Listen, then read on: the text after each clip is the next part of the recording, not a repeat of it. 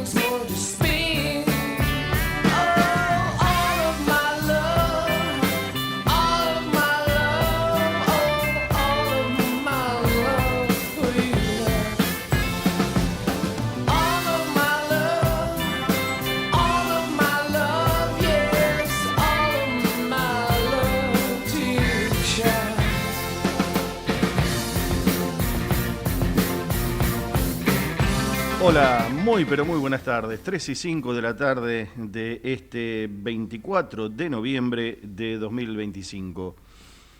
Fin de semana súper largo, como suele decirse. Y aquí está mucha gente volviendo de este descanso de algunos lugares turísticos y también mucha gente en Buenos Aires hemos visto, ¿eh? Aquí a 2 cuadras del Obelisco. Estamos en Lavalle y Suipacha, en Radio Ecomedios. Mi nombre es Luis Tarulo. Pienso, después hablo. Nosotros no nos tomamos feriado. Seguimos trabajando y mientras haya trabajo, bienvenido sea. Entonces, aprovechemos la circunstancia. Pero bueno, también nuestro placer por aquellos que pueden disfrutar de unos días de descanso. Y como les decía, en estos días que han sido placenteros, valga la combinación con el placer. 24 grados 7 es la temperatura, una temperatura primaveral, asomándose ya a la veraniega, y con un sol radiante, por lo menos en esta zona del país, y en otros lugares que la gente ha elegido para descansar. Para hoy nos queda una máxima de 26, no creo que la alcancemos, estamos ya a mitad de la tarde, que es el momento tope para las temperaturas.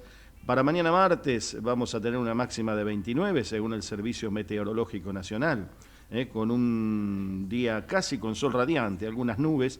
El miércoles también cielo parcialmente nublado, con 31 de máxima. El jueves parcialmente nublado, con 29. El viernes casi totalmente nublado, con 25, pero todavía sin perspectiva de lluvia. Sábado 29, también parcialmente nublado con 24 de máxima, y el domingo 30, parcialmente nublado con 22. Temperaturas cambiantes, ¿no? Temperaturas cambiantes y que nos hacen tomar algunos recaudos, ¿no? Con el manejo del aire acondicionado, del abrigo, etcétera, ¿no? Porque tanto cambio así brusco, después nos afecta la garganta, nos afecta el pechito y, bueno, vienen los resfríos, los estados gripales, las faringitis, etcétera, etcétera, etcétera. Que bueno, no todo tiene que ver con el tiempo, ¿no? Tiene que ver también con los virus, las bacterias, etcétera. Así que a cuidarse. Y no se olviden, el otro día estaba escuchando al doctor Eduardo López, un hombre que tuvo mucho protagonismo en la época dura del COVID, y comentaba que el COVID no se fue. Ha mutado, como suelen mutar muchas enfermedades, pero no se fue.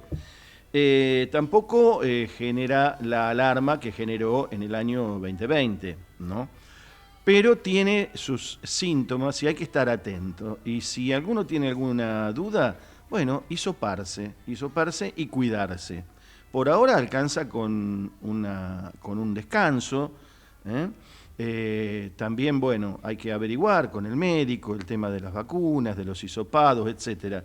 Pero no olvidarse de que la enfermedad no desapareció del todo, ¿no? Amainó y ha mutado a otras variantes, por ahora más leves. Así que si usted está con mucha tos, con todos esos síntomas que le hacen sospechar algo más que un simple estado o gripal o así un resfrío, etcétera, consulte a su médico. Y además, use un barbijo, porque ahora uno ve mucha gente y escucha incluso, aunque no las vea en los colectivos, en el transporte público en general, en la calle, en los ámbitos cerrados, en los teatros, en los cines, en las confiterías, en los bares, bueno, en los restaurantes, la gente tosiendo, estornudando, como si no pasara nada.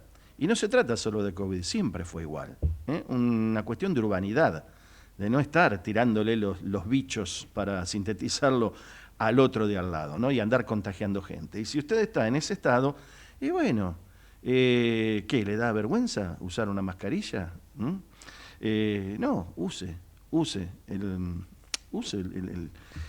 la mascarilla que usábamos cuando teníamos COVID. No va a haber ningún problema. Cuídese usted y cuide al otro.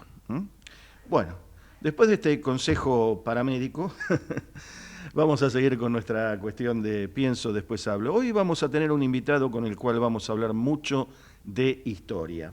Y yo creo que ya lo tenemos enganchado allí a nuestro querido Roquín, Roque Luis Cataño, historiador, escritor, bueno, pensador, y él nos va a ayudar a esto de pienso, después hablo.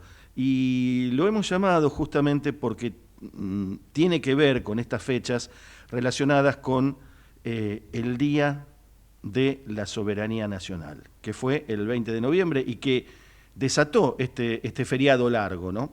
Aunque siempre es feriado, pero desató este feriado largo. ¿Cómo estás, Roque? Luis Tarulo te saluda desde aquí, desde Buenos Aires, desde Radio Ecomedios. Buenas tardes. Hola, buenas tardes a todos los oyentes y a vos, Luisito, un abrazo inmenso. Hace un tiempo que no nos vemos. Sí, hace un tiempo que no nos vemos, pero bueno, esto nos permite vernos, acercarnos un poco, sí. ¿Por dónde andas? ¿Por Luján? ¿Por tu residencia, digamos? Estoy en Luján, sí, estoy en Luján. Ahora preparando algunas cuestiones inmediatas. El sábado que viene, próximo sábado, estoy invitado a Carmen de Areco a un encuentro de arte, de literatura, etcétera. Es los días sábado y domingo. Yo voy a estar el sábado a las 19 horas presentando mi último libro, sí, de Rosas, y bueno, después alguna actividad más antes de fin de año, ya medio, bueno, terminando el año, digamos, un año que fue bastante productivo y bueno. Sí, agitado con gusto, ¿no? Juan Manuel de Rosas, el solitario de Southampton.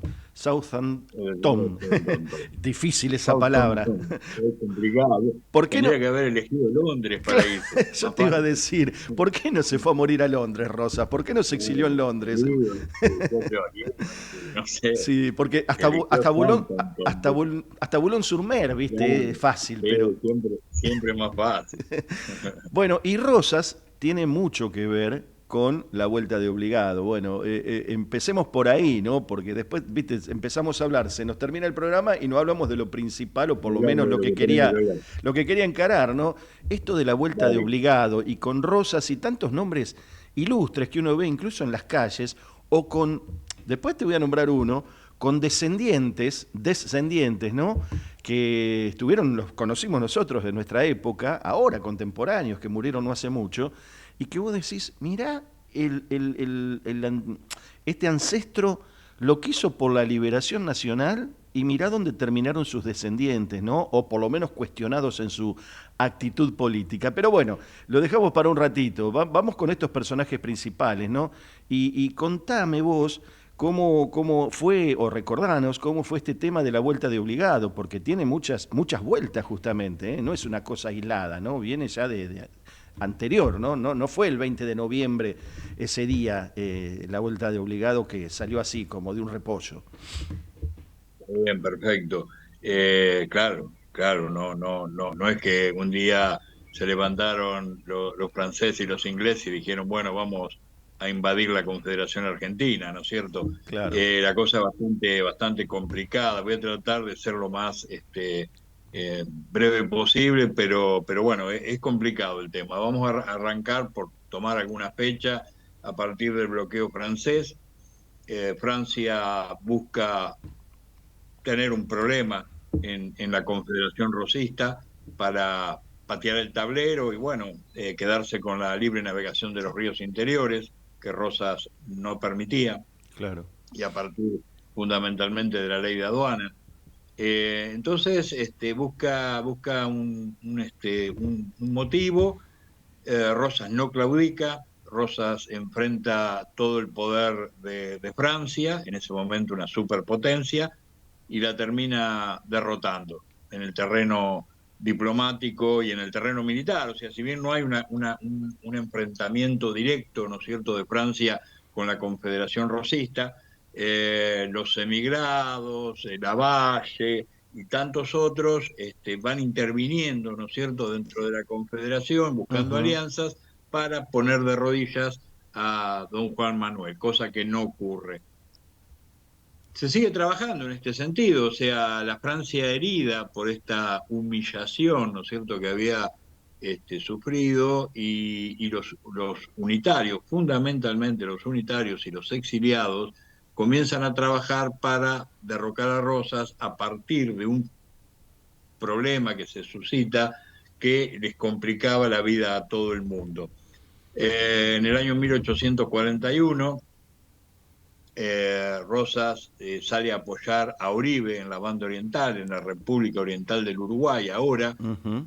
porque había sido derrocado por Rivera y le había hecho un golpe de Estado, lo había derrocado, y Rosas entra a negociaciones con Rivera, Rivera no arregla, y Rosas finalmente le pone sitio a Montevideo en apoyo de Uribe. En el Uruguay los colores, digamos, son distintos a los nuestros. O sea, Claro. por ejemplo, Rivera era colorado y Uribe era blanco, al revés de que acá, que los colorados eran los federales y los blancos o celestes eran los unitarios. Exacto. Entonces lo apoya Uribe, que era, podríamos decir, el federal de la banda oriental, o el popular, Ujú. contra Rivera, que era un usurpador, y le pone sitio a Montevideo. Y con el sitio de Montevideo, además, le ordena al almirante Brown, que era quien manejaba de alguna manera la flota de la Confederación Rosista, que patrulle y controle toda la navegación o posible navegación de los ríos interiores. Con lo cual, controlando los ríos interiores y controlando la llave de entrada al estuario del Plata y teniendo las dos orillas prácticamente a disposición, no había forma de poder penetrar para nadie si no era con la autorización de Juan Manuel de Rosas. Juan Manuel de Rosas, que por el Pacto Federal de 1831 tenía el manejo de las relaciones exteriores de la Confederación. Si bien era gobernador de la provincia de Buenos Aires, tenía el manejo de las relaciones exteriores. Entonces, claro, Inglaterra y Francia, fundamentalmente, que tenían prácticamente ganada a Montevideo y al Uruguay, era prácticamente la economía y las finanzas de Uruguay estaban en manos de Inglaterra y de Francia, sin posibilidad de introducir por el Paraná y por los otros ríos interiores y por el Plata todas las mercaderías, y sacar todas las mercaderías también, se ven en un gran problema, ¿no es cierto? En un gran Claro. problema. Entonces comienza comienza a trabajarse la leyenda de que se necesita un casus belli para ir contra Rosas, Oribe y todos los federales de la Confederación. Perdón, Roque, Aunque, un claro, pequeño sí, paréntesis. sí. Pero ahí tenemos un jugador muy importante numéricamente y no sé cómo estaba en ese momento políticamente, que es Brasil. Brasil, ya no sé la fecha, ¿se había independizado de Portugal o todavía estaba en manos de Portugal? Y además, ¿cómo jugaba con Inglaterra y Francia, digo? Bien, perfecto. Yo ahora iba a eso, porque hay Ah, dos bueno, elementos. claro. Perfecto, te adelantaste. Pero va, Dale, seguí, seguí. Brasil sí, se ha independizado de Portugal, pero sigue gobernando un rey, o sea, sigue siendo Claro, Pedro, ¿no es cierto?, que se quedó. Es una monarquía parlamentaria aristocrática, esclavista, claro, la de Brasil. Y Rosas, todo lo contrario. claro. Se está planteando una especie de confederación republicana, democrática, bueno, y está trabajando también, porque eso es el final, ¿no es cierto? Pero Brasil apoya, o sea, Brasil también ve un problema grande que se le queden porque, digamos, si se quedaba con la banda oriental o República Oriental del Uruguay, más la Confederación, más el sur de Brasil, más el Paraguay, y ahí viene el cuarto elemento, ¿no es cierto?, en este juego. Paraguay pide reconocimiento de la independencia en 1843 y Rosa le dice que no están dadas las condiciones para reconocer la independencia. Recordemos que el Paraguay era una provincia más del viejo virreinato del Río de la Plata, Claro, exacto. desmembrado por entonces. Todavía no Pero estaba la Rosa dice, Argentina, no, todavía no estaba la Argentina como la exacto, vemos hoy en el no, mapa, claro. no, por eso yo hablo de la Confederación Argentina, y Ujú. no digo República Argentina, pero el Paraguay en ese momento, legalmente, jurídicamente, era una provincia más, porque no se le había reconocido nunca la independencia, más allá de que estaba separada o escindida del resto de la Confederación, Ujú. la independencia no había sido reconocida. Entonces Paraguay también trabajaba para terminar con Rosas, trabajaba para terminar con Rosas Brasil, esclavista, vuelvo a decirlo, aristocrática y monárquica. Trabajaba para terminar con Rosas todos los emigrados que estaban en distintas partes, en Bolivia, en Montevideo y en tantos otros lugares. Trabajaba Inglaterra, trabajaba Francia y trabajaba Paraguay. Todos de alguna manera comienzan a conspirar contra Rosas y se lo envía a Varela, a Europa, a negociar la intervención anglo-francesa al Río de la Plata, porque hay que terminar con el monstruo, hay que terminar con el tirano, hay que terminar con el dictador. Motes que se le ponen a Rosas por el simple hecho de querer adueñarse de una situación que les era absolutamente desfavorable mientras Rosas estuviera a cargo de las relaciones exteriores de la Confederación Argentina. Así que Varela va y logra el apoyo de Gran Bretaña y como tantas otras veces, ¿no? Varela le dice, bueno, en caso de nosotros quedarnos con el gobierno de la Confederación, en esa República Argentina, les vamos a entregar todo el comercio, les vamos a entregar los ríos, les vamos a entregar todo. Chau aduana. Eh, eh, sí, pero más o menos también, los bancos, etcétera. Sí. Ya algún experimento y alguna experiencia había habido en este sentido con Rivadavia cuando fue primero ministro de Martín Rodríguez y después presidente de la República. Hay un presidente, digamos, a mí también me da mucha risa cuando dicen el sillón de Rivadavia, ¿no? Rivadavia fue un presidente elegido por tres, no había constitución, en fin, es un presidente, diríamos hoy, recontra, hiper, super trucho. La cuestión es que tramita en Inglaterra la lucha armada y luego se va a Francia con el mismo objetivo, Varela.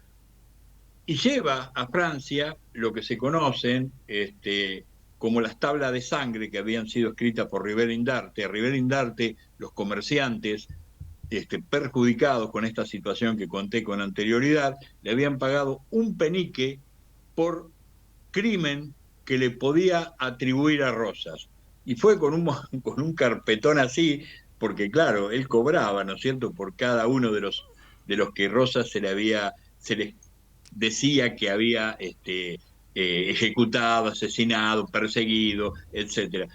Cosas que hoy sabemos que no es así, era simplemente para poder justificar esa intervención armada al Río de la Plata Qué loco. y a la Confederación Argentina. Bueno, tal es así que finalmente eh, eh, tanto Francia como Inglaterra, haciendo una exposición al mundo, ¿no es cierto? Vamos contra el tirano, vamos contra el monstruo, hay que terminar con este tipo, con este sanguinario, y qué sé yo, en una cruzada humanitaria se vienen para, para esta zona, para nuestras tierras. Claro. Pero fíjate que cruzada humanitaria, ¿no es cierto? Que detrás de los buques de guerra de los aliados, Francia e Inglaterra, y vale hacer una aclaración para los más jóvenes que están escuchando y viendo tu programa, Francia e Inglaterra unidas, ya en la primera fase del imperialismo se habían repartido gran parte del mundo, tanto en Asia como en África, como en América, habían andado por México, por Venezuela, por países africanos, por países, o sea, ya estaban prácticamente adueñándose de todo el mundo conocido. En la Bueno, primera fase del habían imperialismo, la estado en Francia Norteamérica, era de ellos. en Norteamérica, exacto, la Francia de Thiers y la de Thiers, como Canadá se también. quieran, Canadá, y la Inglaterra de Disraeli, ni más ni menos, ¿no es cierto? Ujú. Bueno, unidos, eran como si hoy, qué sé yo, vinieran unidos o estuvieran unidos contra una nación sudamericana, China, Rusia y Estados Unidos, todos en contra de, pongamos, Perú. Sí. Una cosa que vos decís, bueno, imposible enfrentar eso, ¿no es cierto? Entonces, bueno, vienen con sus tremendos cañones, con sus buques de guerra, y atrás traen 96 buques mercantes cargados de mercadería. Fíjate qué Claro. cruzado humanitario, ¿no es cierto? La cuestión era pasar, entrar, usurpar los ríos interiores que estaban prohibidos y empezar a descargar en todo su recorrido las mercaderías que tenían los talleres ingleses y franceses y que por esta cuestión que dije anteriormente no podían introducir en estas zonas ni llevarse de estas zonas la mercadería las materias primas que ellos venían llevándose desde años atrás y mucho antes, ¿no es cierto?, de la ley de aduana. Entonces, entran, irrumpen. Rosas no se la va a hacer fácil, dice bueno, que los va a enfrentar. Primero le piden que negocie, que esto, que lo otro, dice Rosa, no, yo no voy a negociar, mientras ustedes vengan en son de guerra, yo no negocio nada. Si ustedes se sientan conmigo como naciones independientes, que somos los tres, y negociamos de igual a igual, como pares, Ujú. charlamos. Si bien como agresores, nosotros no charlamos. Esta postura la manda la legislatura, porque esto también vale la pena, Luisito, decirlo y Sí. tenerlo muy en claro, con el tema de las facultades extraordinarias y la suma del poder público, que era un tirano, un dictador, tenía todo el poder, bla, bla, bla, bla, bla, bla.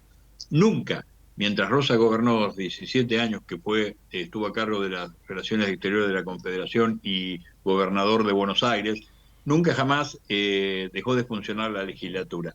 Todo, absolutamente todo, las decisiones políticas, económicas o las que fueran que tomaba Rosas, las pasaba por la legislatura. Vos fíjate, estamos hablando hoy, les cuesta a nuestros presidentes, con una democracia consolidada, en pleno siglo XXI, etcétera, pasar por la legislatura. Le cuesta muchísimo darle el lugar que tiene la legislatura en los países republicanos. Rosas lo hacía. Ujú. Y es así que cuando se encuentra con esta situación, que los barcos vienen y vienen en son de guerra, le dice la legislatura, bueno, ¿qué hacemos? Mi deseo es defender la soberanía. Ustedes díganme qué piensan. Sí, estamos de acuerdo. Manda cartas a todas las provincias que formaban parte de la Unión de la Confederación a partir del Pacto Federal del 31. Sí, no vamos a aceptar que nos pongan de rodillas. Bueno, comienza la defensa. ¿Y qué fue la defensa? Rosa dice, bueno, ¿cuál es el lugar donde las naves, digamos, hay un codo que está en lo que se conoce como Vuelta de Obligado, que es ahí en San Pedro, donde se hace un codo por el Paraná, y ahí hay una especie de territorio, de terreno, ¿no es cierto?, de unos 800 metros entre costa y costa.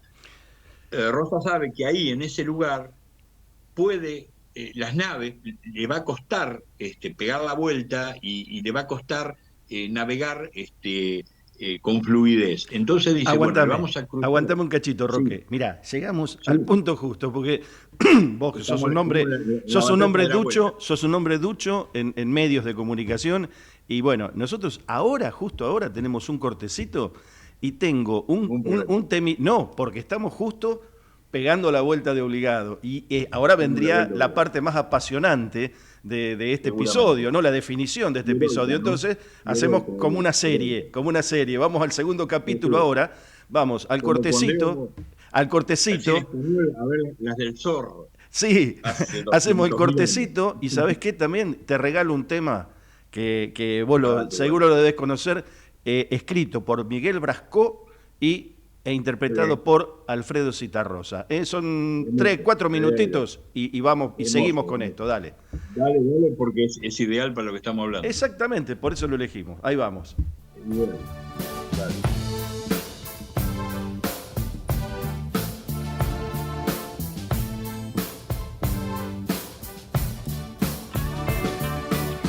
Should I fall out of love more far in the night to chase a feather in the wind? Within the glow that weaves a cloak of delight, that moves a thread that has no end. For many hours and days that pass ever soon, the tides of course the flame to dim.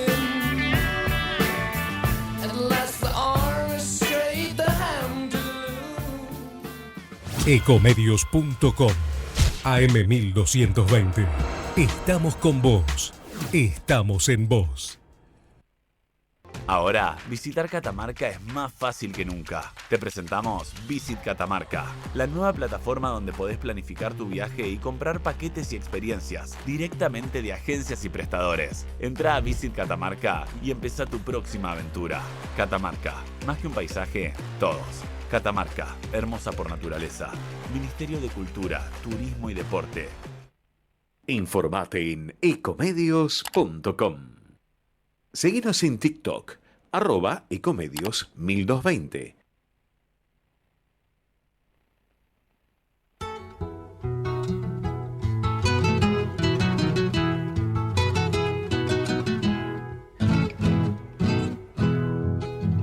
Buques mercantes, 20 de guerra, 20 de guerra.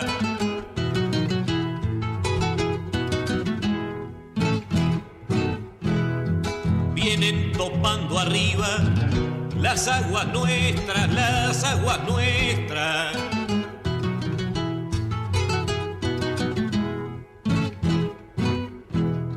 Veinte de guerra vienen con sus banderas, con sus banderas.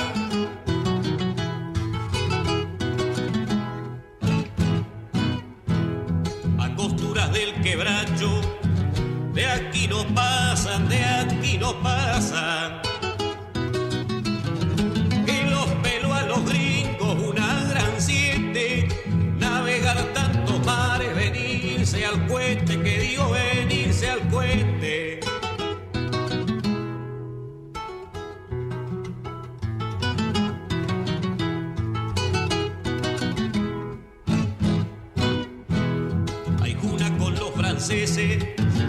¿Quién los pudiera? ¿Quién los pudiera?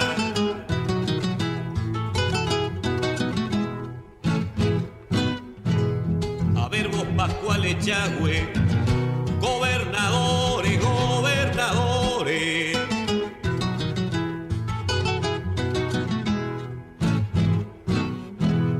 Que no pasen los franceses, paran al norte, paran al norte.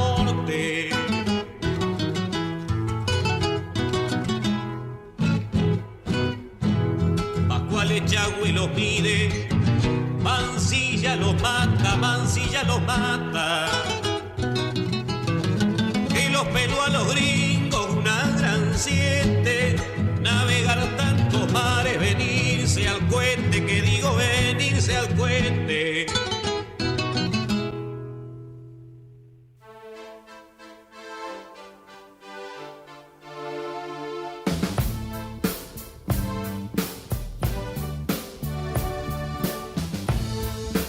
Bueno, qué maravilla, ¿no? Este triunfo, ¿no? Este aire folclórico denominado Triunfo, escrito por Miguel Brascó, ni más ni menos, aquel famoso periodista, escritor,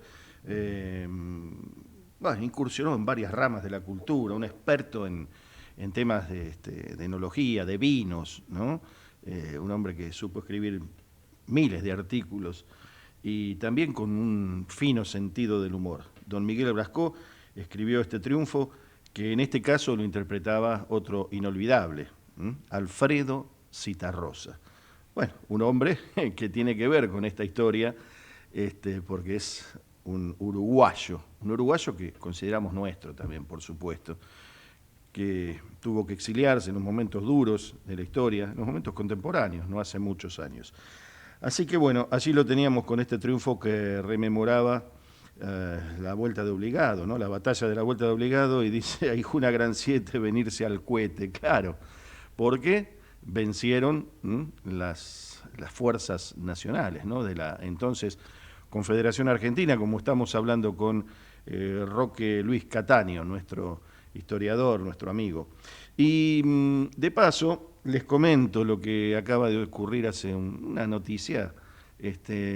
Nosotros incursionamos, ¿no es cierto?, en estos temas con nuestros entrevistados, de variopintos, ¿no?, de todos los ámbitos de la vida y la cultura argentina.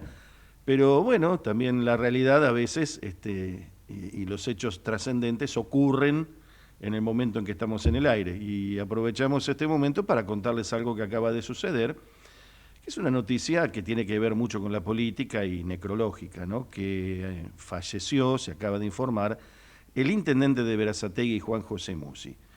Un hombre del peronismo histórico de la provincia de Buenos Aires, intendente en varios periodos de su partido, Berazategui, y murió justamente cumpliendo otro mandato para el que había sido reelegido en 2023.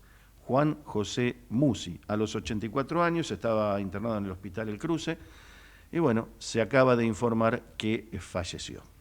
Bueno, que en paz descanse Juan José Musi, un histórico no solo del peronismo, sino de la política argentina, 84 años, o sea, varias décadas de trayectoria en esto de la política nacional y especialmente la política bonaerense. Son las 15:35, estamos en Pienso, después hablo, nos vamos a enganchar nuevamente en un ratito con Roque Cataño, con quien estamos hablando de historia argentina, pero básicamente de esta cosa apasionante que tiene que ver con una de las batallas emblemáticas por la independencia argentina, más allá, incluso muchos años más allá del 25 de mayo de 1810, del 9 de julio de 1916, cuando se declara la independencia argentina, pero donde todavía estaban las garras de los imperios para tratar de dominar o recuperar el dominio sobre esta región de Sudamérica. Y allí está esa batalla de la Vuelta de Obligado, en esa curva del río Paraná, cercana o ahí, en San Pedro, donde las tropas nacionales, pero más que tropas terrestres, la cuestión que tenía que ver con la armada, con las naves argentinas y otras estrategias que vamos a desglosar aquí con Roque en unos minutitos nomás, que nos va a recordar, nos va a explicar cómo se hicieron con Mansilla, con el general Mansilla, que respondía al gobernador de Buenos Aires y en ese momento también un ministro de Relaciones Exteriores, que era don Juan Manuel de Rosas. Bueno, cómo vencieron a las tropas anglo-francesas. Una batalla fundamental para mantener, por lo menos en ese momento, la independencia de lo que era la Confederación Argentina, y pocos años después, a partir de la sanción de la Constitución y de la Organización Nacional, pasó a ser la República Argentina. Obviamente también tuvo el enclave o la sociedad anglo-francesa, tuvo su colaboración local, sus colaboracionistas, como ha ocurrido en gran parte de nuestra historia. Pero bueno, no es harina de otro costal, pero también a veces es un tema para analizar en paralelo o en otro momento quizás, ¿no? Así que bueno, estamos aquí a la espera de engancharnos nuevamente con Roque Luis Cataño. Creo que allí lo vamos a tener en un poquito más. Les decía, tenemos una temperatura cercana a los 25 grados. Ahí está Roque, otra vez.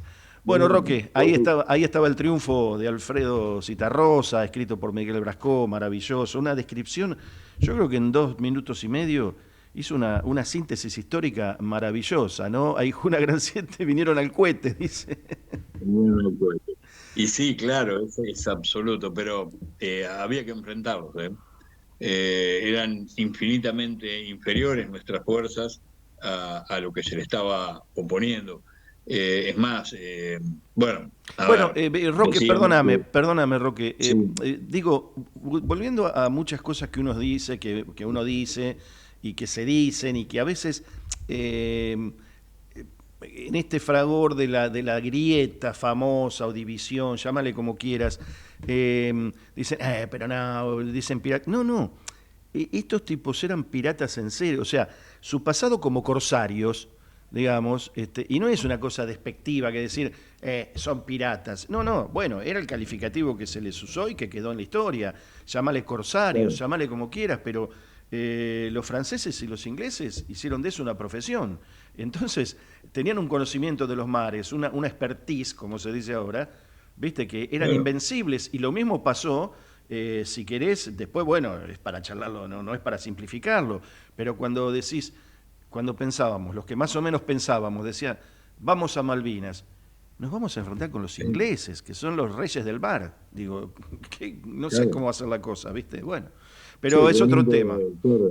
No, igualmente son 2 hechos absolutamente heroicos, con una diferencia notable. En la vuelta de obligado y en este tema de enfrentar a la alianza anglo-francesa, la dirigencia estuvo a la altura de las circunstancias.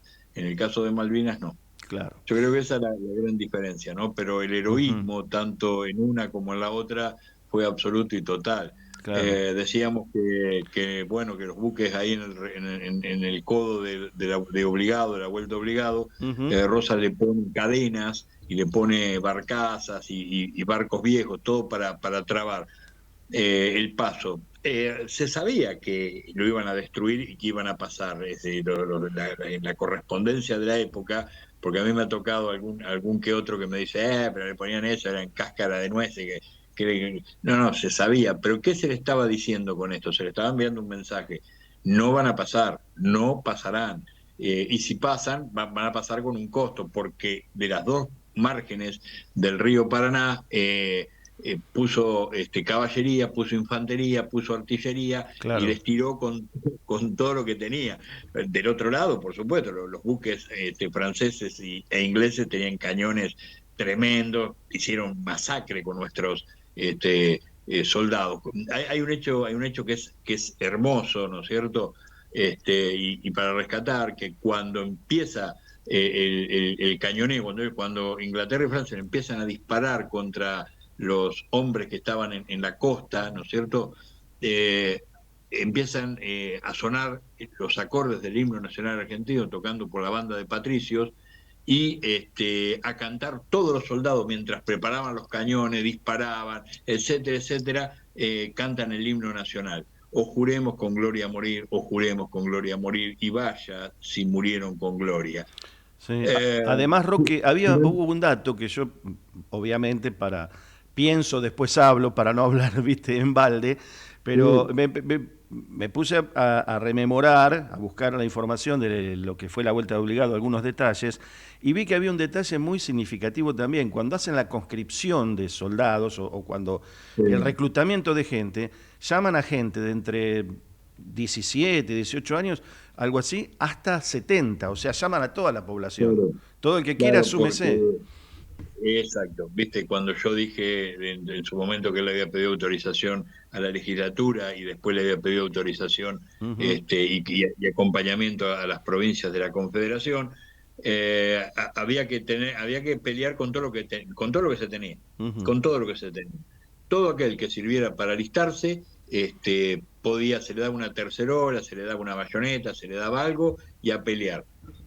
Finalmente hay un intento de desembarco de los franceses y de los ingleses, una vez que, digamos, disparan toda la artillería que tenían sus barcos, intentan un desembarco, y a carga de bayoneta y a la voz de mando de Mansilla, que era quien estaba a cargo de esto, pelean con una bravura tremenda. Bueno, finalmente los barcos siguen su recorrido, van hasta Corrientes, siguen subiendo el Paraná, pero durante todo el trayecto por la costa los van siguiendo y le van disparando con todo lo que tiene, ¿no es cierto? En esta batalla de Obligado, los franceses capturaron de los muertos, de los soldados argentinos, algunas tercerolas. Y fíjate el valor. ¿Qué es una que tercerola? ellos Perdón, ¿qué es una tercerola? es una especie digamos, de arma de fuego, podemos Ajá. decir una escopeta, ¿no es cierto?, de la época, Claro. que se cargaban por la boca, Ah, digamos, claro, claro. muy primitiva, ¿no es cierto?, un arma de fuego que inclusive se podía tirar un disparo y después hasta que la volvían a cargar Sí. tardaban un montón. Con Por eso venían con pólvora, la todo es bayoneta. sí, sí.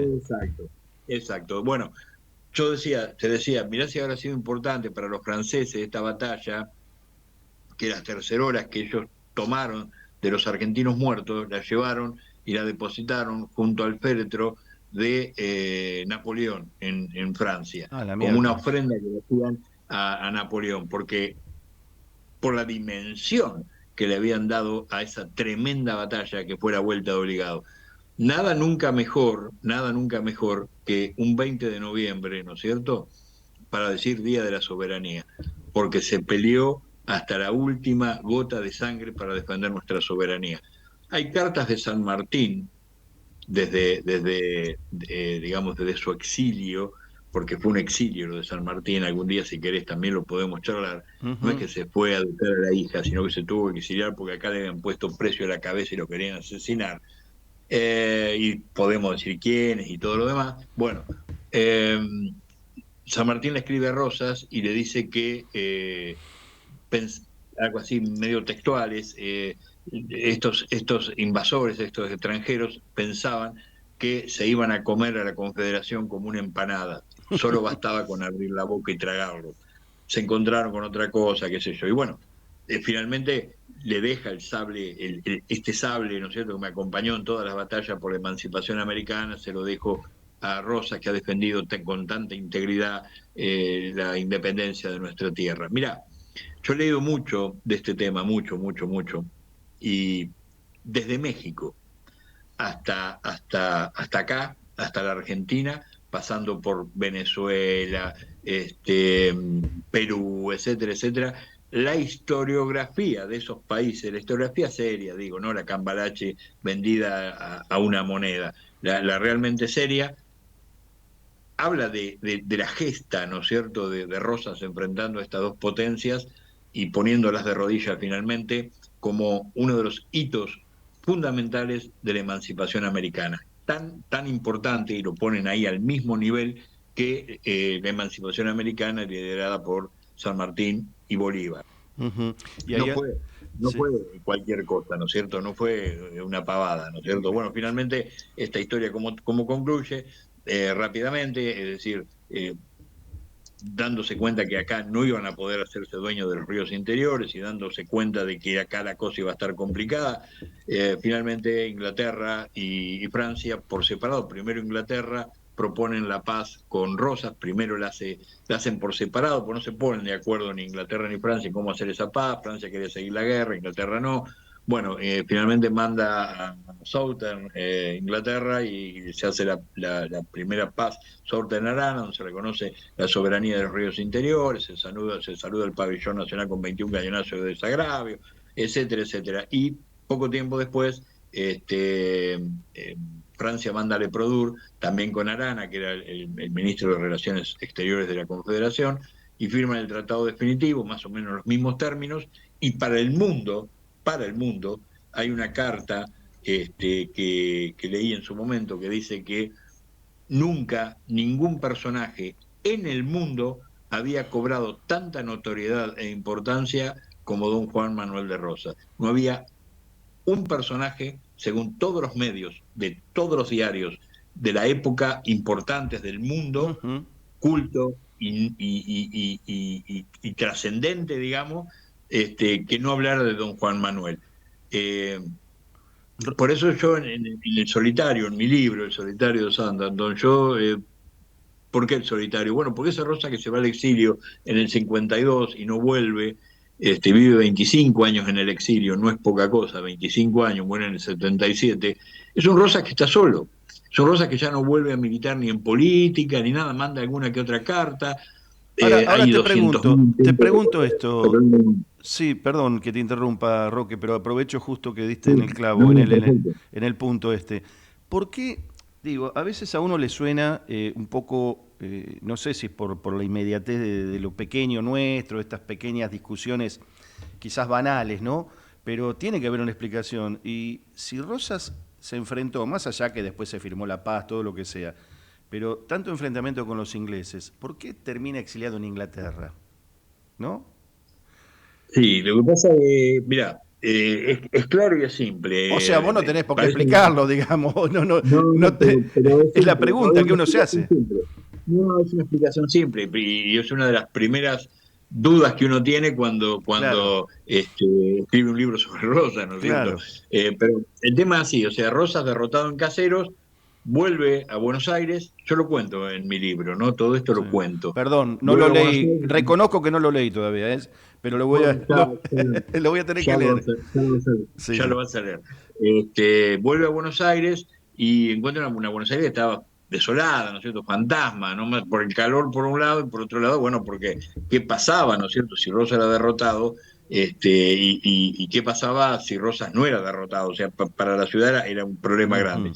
Llega a Buenos Aires y no tenía a dónde ir y se va a la casa de Gore, que era amigo, el embajador, diríamos hoy embajador, cónsul o representante de Inglaterra en la Confederación.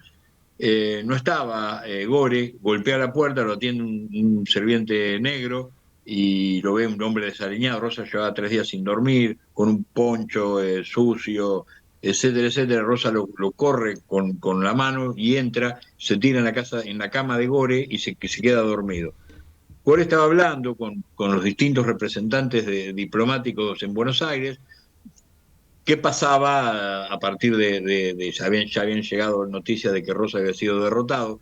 Bueno, ¿qué pasaba? Buscando garantías para los ciudadanos de nacionalidades extranjeras, etc. Bueno, llega a su casa, Rosas está durmiendo, lo despierta y le dice, mire, por lo que sabemos, cuando Urquiza abandone Caseros y venga hacia Buenos Aires, su vida no vale un centavo. Y dice Rosa, no se haga problema, amigo. Dice, cuando venga Urquiza yo me voy a sentar con Urquiza y vamos a negociar. Yo ya presenté mi renuncia. Rosas de vuelta de los campos de Caseros hacia Buenos Aires, debajo de un árbol, presenta y en lápiz, con la mano herida, presenta su renuncia a la legislatura. Así que no hay ningún problema. Y Gore le dice, mire, su vida no vale nada, pero si usted no quiere preservar su vida, ¿qué opina de sus hijos? ¿Qué opina de Manuela y de Juan? Y de su nieto. Es probable que no respeten vida alguna. Acá vienen por todo. Hay mucho odio y mucha bronca.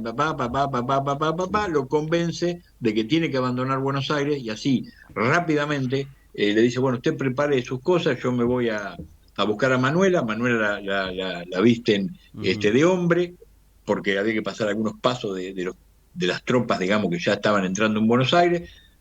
Rosa vestido de marino, de marinero, bueno, rompen y se finalmente lo embarcan. Es un poco más complejo todo lo que yo te cuento, ¿no? Pero para hacerlo rápido. Sí. Bueno, finalmente se va a Inglaterra. Él iba a quedarse en Inglaterra, probablemente no. Probablemente era hasta que, como decía Perón, ¿no es cierto?, desencillar hasta que aclare, claro. O como decía el Martín Fierro, ¿no? Sí. Y lo usaba mucho Perón. O sea, desencillar hasta que aclare. Nos vamos a Inglaterra y después vemos qué pasa. Después Roque, se quedó. Roque, Y bueno, también tiene toda una explicación de por qué se quedó, ¿no No, es está, cierto? está todo, pero ahí, bueno, ahí hay una explicación muy clara y una justificación. Escuchame una cosita. Te quería, antes de despedirnos, quería nombrar a alguien, que yo lo decía en el corte, Sí. algún personaje que aparece ahí, cuyos ancestros y después, o los descendientes después, en la época contemporánea, vos decís, también, que suena un poco contradictorias las posiciones. Hay un personaje que está a bordo de una nave que tuvo mucho protagonismo, por lo que fui leyendo, así repasando en lo que te decía de estos episodios de La Vuelta de Obligado, que es Álvaro Alzogaray, con Z, que luchó para Rosas. Y que está destacado en la historia, que tuvo un gran protagonismo en esa batalla, ¿no? Digo, Álvaro Alzogaray, ancestro de quién? De Álvaro Alzogaray. Lo que pasa es que se escribía con Z, después con S. Sí. Igualmente, en la historia contemporánea hay dos líneas de los Alzogaray, ¿no? Los ultraliberales y después los nacionalistas, que justamente están con Z, que incluso hay un militante desaparecido, y después está Álvaro Alzogaray y toda la línea de María Julia y los hijos de Álvaro. Pero más allá de todo eso, digo, ¿no? Uno encuentra las posiciones políticas, ¿no? De aquel Alzogaray y los Alzogaray de aquí, o por lo menos Claro, el claro, Álvaro, ¿no? Pero bueno, es la vida, es la historia. bueno, otro Alzogaray estuvo en el derrocamiento directo de Ilia, ¿no es Claro, cierto? Quien lo va a ver cuando le pide la renuncia y todo lo demás es un claro. Alzogaray que no me acuerdo el nombre, pero te diría que casi seguro que es Álvaro también. No, no me Digamos, acuerdo. Los Alzogaray como todas las familias argentinas, han tenido momentos y han ido mutando, ¿no es cierto? Porque, a ver, si nosotros analizamos, por ejemplo, todos los que eran unitarios hasta 1829 y que después fueron federales y que después volvieron a ser unitarios, entonces, digamos, bueno, y vos fíjate, hoy nuestra rica historia contemporánea está lleno de estas mutaciones, ¿no es Claro. cierto? Nosotros agarramos a un personaje, qué sé yo, qué sé yo, no sé, como cualquiera, ¿no es cierto? Sí, sí, sí. Y no quiero dar nombres, pero fueron peronistas, fueron montoneros, después estuvieron con la Alianza, después allá, después acá, después allá, y después en la Libertad Avanza. Entonces, digamos, dentro de 30, 40, 50, 60 años, alguien podría decir, che, pero mira, Juan Pérez, para no dar nombres, podría decir Juan Pérez o Bullrich, cualquiera, apellido así que se me ocurre cualquiera. Sí, Mira vos, la vemos en el 73 con los montoneros, la vemos en... ¿Qué pasó? claro. Pasa que nuestra historia argentina es una historia muy rica, muy rica, y es una historia mal contada, Luisito, mal Sí. contada, muy mal contada. Es una historia llena de mentiras, falsedades, y donde durante muchísimos años, los próceres, o algunos de nuestros próceres, no lo eran tanto, y otros que lo eran tanto, no ocupaban ese lugar. Bueno, vos lo que Entonces, dijiste bueno, de digo, Julio Alzogaray, Julio Alzogaray era el que derrocó a Ilia. Julio, Julio Alzogaray. Y exacto, el hijo era montonero. Julio, Y el era hijo era montonero. montonero. Mirá vos, viste, Eso. en la misma casa, bajo el mismo techo. Claro, por eso, y bueno, yo decía ese apellido Bullrich, bueno, por lo que son los Bullrich, Sí, digamos, las conexiones que tienen también con el patriciado porteño, y sí, bueno, y sí. cómo las cosas van mutando de un lado es al otro. Hay gente que no, ¿viste? Hay gente que vos la ves en determinado momento de su vida parada en un lugar y al fin de su vida parada en el mismo lugar. Pero, ¿sabés qué pasa, Roque? Que, mira, Pero no es tan mira cómo estamos cívico. hablando, vos y yo, y un poco el objetivo, siempre lo digo, del programa es pienso, después hablo, ¿no?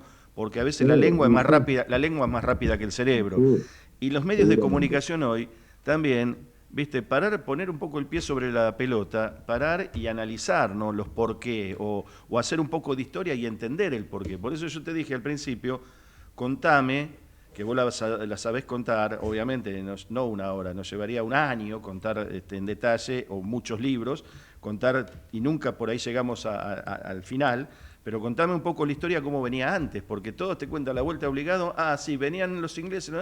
Querían dominar la Argentina, doblaron ahí, les pusieron unas cadenas y se terminó.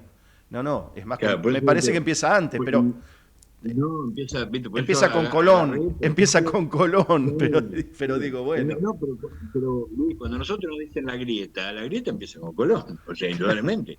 Ahí empieza la cosa, ¿viste? Cuando pisó Colón y al primer, en la isla Guananí, al primer aborigen que vio, le dijo, ¿dónde hay oro?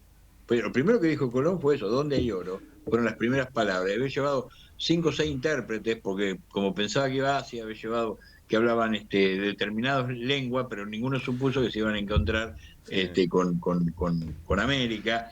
Pero lo primero que le dice es dónde hay oro, y los tipos ni idea, Claro. Y bueno, ahí eso queremos, porque tener la nariz, eso queremos. Roque, oro. mira, Y ahí empieza la cosa. lamentablemente nos tenemos que ir porque ahora viene Mario Nasinovich con su programa, pero se me acaba de ocurrir, ahora que dijiste aborigen, y se me acaba de ocurrir 3 nombres: Roca, Calfucurá y Coliqueo.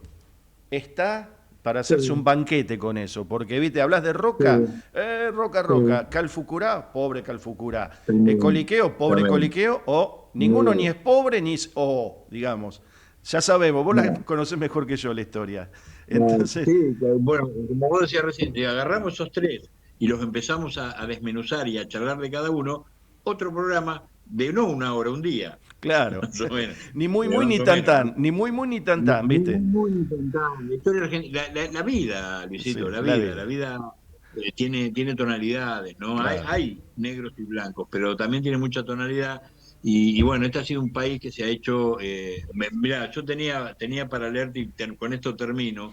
Es una cosa que de alguna manera simplifica. Cuando Lavalle desembarca en Corrientes, en contra de Rosas y a favor de los invasores, dice en la proclama: derramad a torrentes la inhumana sangre para que esta raza maldita de Dios y de los hombres no tenga sucesión. Fíjate los niveles de odio, de violencia que se agitaban en esa época. Sí.